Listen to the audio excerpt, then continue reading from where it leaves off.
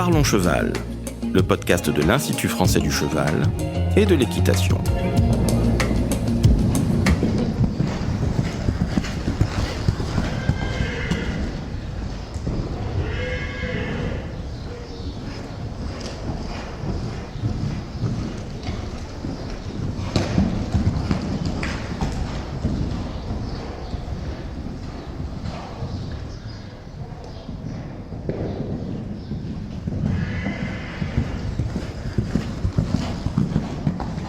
Bonjour, je suis Laurent Vigneault de l'Institut français du cheval et de l'équitation. Aujourd'hui, on vous parle des artistes équestres et pour ça, je reçois Julia Joly.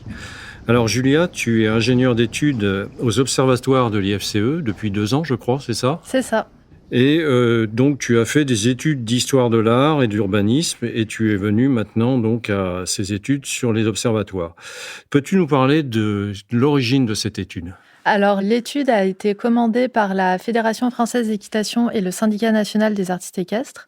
Elle a été commandée au Conseil de l'emploi et de la formation qui a approuvé cette commande d'étude en octobre 2022. Et donc, l'étude a pu commencer en suivant, en octobre 2022, et elle s'est terminée fin 2023. Quel était l'objectif de cette étude ? Alors, il y avait plusieurs objectifs. C'était d'abord de savoir combien d'artistes équestres exercent en France, puisqu'on n'avait pas d'idée jusqu'à présent. Oui, c'est quelque chose sur lequel on a pour l'instant fait très peu de choses. Oui, voilà, c'est ça. Et donc, combien d'artistes équestres, amateurs comme professionnels, exercent, puisque c'est difficile de mettre une frontière entre la pratique amateur et la pratique professionnelle. C'était aussi de comprendre comment les artistes équestres exercent leur métier, quelles difficultés ils rencontrent dans l'exercice de leur métier et est-ce qu'ils ont des besoins d'accompagnement particuliers pour mieux exercer ce métier. Alors, il y avait quand même une étude préexistante, je crois, qui avait été faite sur cette filière des artistes équestres. Oui, c'est ça. Il y a une étude qui a été pilotée par le site d'USES de l'IFCE et qui avait été confiée au LIRDEF. Donc, le LIRDEF, c'est toujours le laboratoire interdisciplinaire de recherche en didactique, éducation et formation. C'est une équipe de recherche qui est sous tutelle de l'Université de Montpellier et de l'Université Paul Valéry Montpellier 3. Et donc, le LIRDEF et l'IFCE ont fait un projet qui s'appelle le projet FARTEC, formation pour les artistes équestres. L'idée, c'était de mettre en place une formation continue à destination des artistes équestres pour les accompagner dans leur professionnalisation. Elle a été mise en place, d'ailleurs. Voilà, c'est ça. La formation a été mise en place. Aujourd'hui, elle existe. Elle a lieu tous les ans.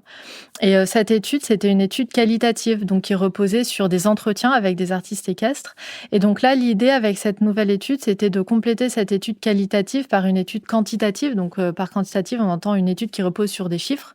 Donc, pour savoir, une problématique donnée, combien d'artistes équestres la rencontrent, combien d'artistes équestres ont exercé leur métier de telle ou telle manière. Alors, ce projet FARTEC, il datait de 2019. C'est ça. Alors, maintenant, on va s'intéresser effectivement à l'étude que tu as menée. Comment l'as-tu mis en œuvre ? Comment ça s'est déroulé ? Donc, comme je disais tout à l'heure, on ne savait pas combien d'artistes équestres exercent en France. Donc, le début, ça a été de faire un recensement. Ouais, voilà, de savoir combien d'artistes équestres exercent en France. Et donc, pour faire ce recensement, on a procédé de 2 manières. On a d'abord diffusé un questionnaire, un très court questionnaire, puisque l'idée, c'était d'avoir un maximum de répondants. Il a été diffusé de début 2023. Il n'y avait que quelques questions. Et ce questionnaire, il a permis de recueillir 215 réponses exploitables, donc avec des artistes qui renseignaient leur nom, leur prénom et souvent une adresse mail. Et ensuite, donc ces 215 réponses, on a pu les compléter grâce à des recherches, en fait, avec l'appui des commanditaires de l'étude, le SNAE et la FFE. Donc les recherches, ça a été du bouche à oreille, des recherches sur les réseaux sociaux, des recherches de spectacles, rechercher des noms d'artistes. Donc avec ces recherches, on a pu compléter les réponses au premier questionnaire et ainsi on a pu arriver à 600 artistes recensés. Ouais, 600 artistes recensés. Donc ensuite, ça c'était la première étape, vous êtes allé dans le détail et vous avez fait un questionnaire plus complet sur ces artistes. Oui, voilà, c'est ça. Donc là, on avait la première phase, le recensement.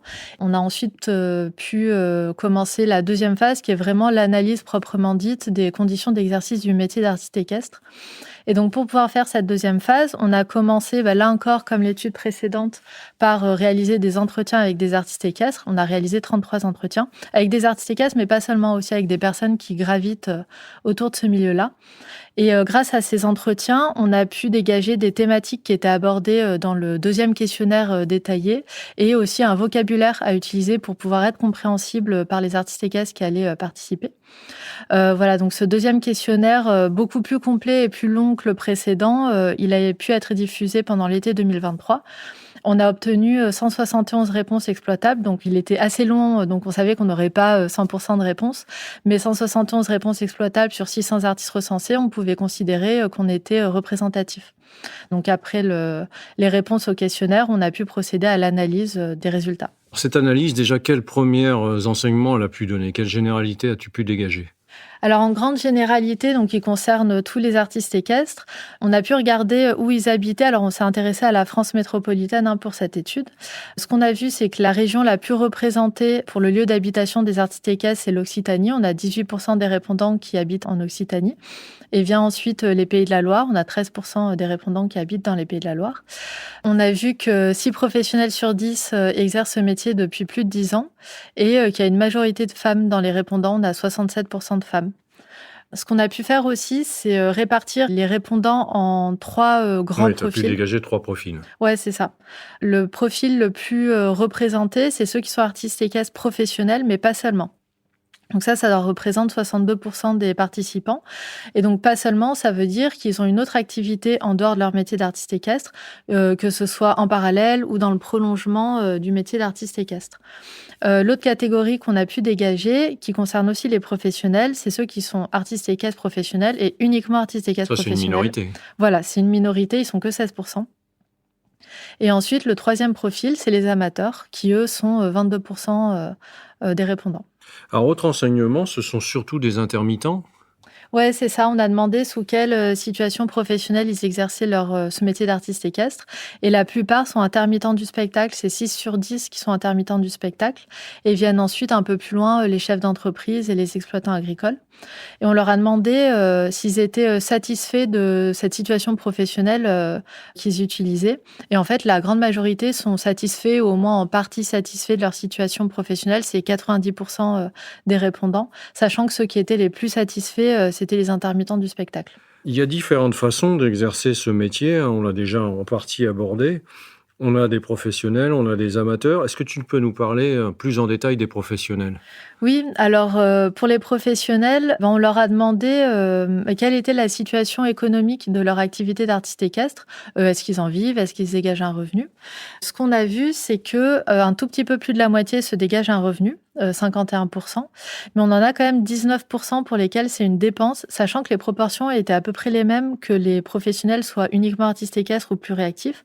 Donc dans le cas des plus réactifs, que ce soit une dépense, c'est pas toujours très grave, tout dépend de l'autre activité qu'ils ont à côté. Par contre, dans le cas des professionnels qui sont uniquement artistes équestres, là, c'est beaucoup plus problématique. Oui, ça veut dire que ceux-là ne peuvent pas en vivre. Oui, voilà, c'est ça, c'est qu'ils perdent de l'argent en exerçant ce métier. Ils ont combien de chevaux en moyenne ? Alors en moyenne, les professionnels, ils ont 5 chevaux de spectacle, donc c'est assez peu finalement, et ils les hébergent surtout chez eux. Et pour ceux qui les hébergent chez eux, on leur a demandé s'ils avaient eu des difficultés d'accès au foncier pour loger ces chevaux. Et effectivement, on a un peu plus de la moitié des professionnels qui disent qu'ils ils rencontrent des difficultés d'accéder au foncier. Mais alors ça, c'est pas spécifique au métier d'artiste équestre. Ce qu'on voit, c'est que on est à peu près dans les mêmes proportions que les autres détenteurs d'équidés. Alors on a vu tout à l'heure qu'il y avait une formation actuellement à USES, mais comment en général se forment-ils ces professionnels ? C'est ça. Aujourd'hui, il y a une formation à USES qui est une formation continue, donc qui concerne les artistes équestres qui sont déjà en exercice. Il y a une seule formation, on va dire officielle, qui est enregistrée auprès de France Compétences, qui est celle dispensée par le Centre national des arts du cirque. Mais en fait, il y a très peu de participants aux entretiens qui ont suivi cette formation. En fait, l'immense majorité se forme surtout auprès d'autres artistes équestres de façon assez informelle et ou seuls. Ils pouvaient cocher plusieurs réponses. Et 8 sur 10 souhaitent continuer à se former, c'est ça ? Oui, c'est ça. En fait, ce qu'on a compris dès les entretiens, c'est que la formation, c'est quelque chose de très important pour eux. La formation tout au long de la vie, ça leur permet d'avoir un regard extérieur sur leur pratique et d'aller piocher des idées, se nourrir d'autres pratiques, d'autres artistes. Donc un souhait assez marqué de continuer à se former. Ouais, c'est ça. Alors, une autre catégorie que tu as mise en avant tout à l'heure dans les 3 profils, ce sont les artistes professionnels, mais pas uniquement, qui ont une autre profession. Qu'est-ce que tu as pu dégager là-dessus comme tendance? Ouais, alors on leur a demandé quel autre métier ils faisaient en parallèle de leur métier d'artiste équestre. Et ce qu'on a vu, c'est que la plupart font de l'enseignement. Pour les plus réactifs, on en a 8 sur 10 qui font de l'enseignement, et c'est surtout de l'enseignement d'équitation ou des arts équestres. Et on a 8 plus réactifs sur 10 qui ont un diplôme qui permet d'enseigner, donc le plus souvent un BPGEPS. L'autre activité qu'ils font assez souvent, c'est les métiers de cavalier de valorisation de chevaux. Et une troisième activité qu'on retrouve aussi assez souvent, c'est de la pension équestre. Oui, Et on donc, rappelle que cette catégorie d'artistes plus réactifs représente 62%. Hein. c'est ça. Et l'intérêt de ces autres activités, c'est que d'abord, ça leur permet d'avoir un complément de revenu, parce que comme on en a parlé tout à l'heure, il n'y en a que la moitié qui se dégage un revenu. Mais ça peut aussi faire office d'une activité de secours si l'artiste équestre peut plus physiquement exercer son métier, si c'est blessé ou si son corps a vieilli, puisque c'est un métier qui est extrêmement physique. Et donc, dans ce cas-là, l'artiste équestre qui a un diplôme qui permet d'enseigner, par exemple, il peut se reconvertir Ouais, en ça étant permet une enseignant à reconversion 100%. facile. Dernière catégorie, les amateurs, hein, tu en as parlé, 22%. Oui, c'est ça, il y a 22% d'amateurs. Alors, on a demandé à ces amateurs s'ils avaient quand même déjà perçu une rémunération pour cette activité d'artiste équestre. Et il y en a quand même 4 sur 10 qui disent que oui, ils ont déjà perçu une rémunération. Et ce qu'on a constaté dès les entretiens, c'est que alors on a certains artistes équestres professionnels qui ressentent une forte concurrence créée par ces amateurs qui parfois perçoivent des rémunérations. Mais alors cette concurrence, elle n'est pas toujours vue de la même manière. On peut faire 2 groupes d'artistes équestres professionnels. Il y a ceux qui vont nous dire oui, les amateurs, ils créent une concurrence déloyale parce qu'ils nous obligent à casser nos prix, et nous, du coup, on ne peut pas proposer un prix qui nous paraît juste et qui nous permet de vivre correctement de notre métier. Et on a une autre catégorie de professionnels qui va nous dire non, mais moi aussi, j'ai commencé en tant qu'amateur. Les amateurs, c'est des futurs professionnels. Il faut les laisser exercer, c'est l'avenir du métier. Et il y en a aussi qui disent que s'il y a des professionnels qui se sentent en concurrence avec les amateurs, c'est qu'il y a un problème de qualité, en fait. Oui, parce que tu l'évoquais justement, la plupart de ces amateurs veulent devenir professionnels. Oui, alors c'est la moitié en fait. On a la moitié qui voudrait devenir professionnel. Et en attendant, la plupart, ils font un métier qui n'a pas de lien avec les équidés ou le domaine artistique. On en a quand même un quart qui enseigne l'équitation, donc ils sont déjà un petit peu dans ce milieu-là. Je voudrais qu'on aborde maintenant une autre partie de l'étude qui était importante, hein, c'était de dégager un petit peu quels étaient les besoins de ces artistes équestres. Est-ce que tu peux nous parler de ces besoins? Oui, alors on s'est intéressé, on l'a vu tout à l'heure, la formation, c'est quelque chose de très important pour eux. Donc on s'est d'abord intéressé à leurs besoins en formation, et on a pu leur demander dans le questionnaire quels besoins en formation ils avaient. Ça, c'était une réponse libre, ils écrivaient ce qu'ils voulaient. Et donc, on peut regrouper leurs réponses en 4 familles de besoins. Le premier besoin, qui était celui qui était le plus souvent cité, c'était des besoins de formation en dressage, puisque la technique équestre, c'est quelque chose qui est vraiment assez fortement valorisé dans le milieu des artistes équestres, que ce soit monté ou à pied. Donc voilà, donc ces besoins en dressage n'étaient pas très surprenants. Un autre groupe de besoins qu'on a pu identifier, c'est avoir des formations autour de tout ce qui est théâtre, comédie. Un autre groupe de besoins encore, c'est ce qui est finalement autour du métier. La gestion, la comptabilité, la communication. Voilà, c'est des choses auxquelles on ne pense pas forcément au début quand on veut devenir artiste équestre, mais en fait, si on n'est pas salarié, on va devoir faire sa compta finalement. Et on ne sait pas toujours très bien le faire, on apprend sur le tas. Donc voilà, il y en a... Oui, ça reste des chefs d'entreprise. Hein, ouais, c'est ça, quand ils ne sont pas intermittents, ils sont souvent chefs d'entreprise, ouais. Un dernier besoin qu'on a pu identifier, c'est tout ce qui est la technique autour et pour le spectacle, tout ce qui relève du son, de la lumière, de la mise en scène, qui permet de valoriser le spectacle. Et même au-delà, alors ça, c'est un besoin qui n'est pas trop ressorti dans le questionnaire, mais qui est plutôt ressorti dans les entretiens en amont, qui est un besoin d'ouverture artistique vers d'autres champs artistiques que le spectacle équestre proprement dit, pour aider les artistes à innover dans leur spectacle. Et ça, c'est ressorti parce que les artistes se critiquent souvent les uns les autres sur ce domaine-là, mais sans trop se critiquer eux-mêmes. Et donc, c'est pour ça que c'est sans doute pas ressorti dans le questionnaire, mais uniquement dans les entretiens en amont. Alors, en résumé, qu'est-ce qui pourrait les aider à mieux exercer ce métier? Alors, ce qui pourrait les aider à mieux exercer ce métier, c'est aussi une question qu'on leur a posée dans le questionnaire. Et en fait, les réponses rejoignent les besoins en formation dont on vient de parler. Ouais, c'est ça. Donc, il y a un besoin en accompagnement administratif, comptabilité, juridique, voilà, comme on vient de le dire. On ne pense pas forcément à cet aspect-là quand on veut devenir artiste équestre. Un accompagnement en communication aussi? Ouais, un un accompagnement en communication et ça, on s'en est bien rendu compte quand on faisait les recensements des artistes équestres, qu'on faisait des recherches par Internet, par exemple. On en voyait certains qui avaient, par exemple, une page Facebook, mais avec pas de numéro de téléphone ou d'adresse mail où les contacter. Donc déjà, juste ce type de communication-là, ou même la communication avec les organisateurs de spectacles. Voilà, tout ça, tout cet accompagnement aussi pour mieux vendre ces spectacles. C'est des besoins qui ont été identifiés. Un besoin de structure aussi ? Ouais, c'est ça. Il y en a certains qui répondaient qu'ils avaient besoin d'accès à des infrastructures pour loger les chevaux et ou pour créer. On rappelle d'ailleurs qu'on en a souvent hébergé sur les sites IFCE. Oui. Un dernier point, ils ont besoin aussi de références sur les tarifs ? Oui, c'est ça. C'est un autre besoin qui est ressorti. C'est besoin de disposer de références de tarifs de prestations, donc savoir à quel prix vendre ces spectacles, par exemple. Alors Julia, on arrive à la dernière partie de notre entretien et on peut maintenant, à partir de tout ce que tu viens de dire, essayer de dégager des leviers qui vont permettre à ces artistes d'améliorer leur profession, d'améliorer leur pratique. Première chose, quel constat ?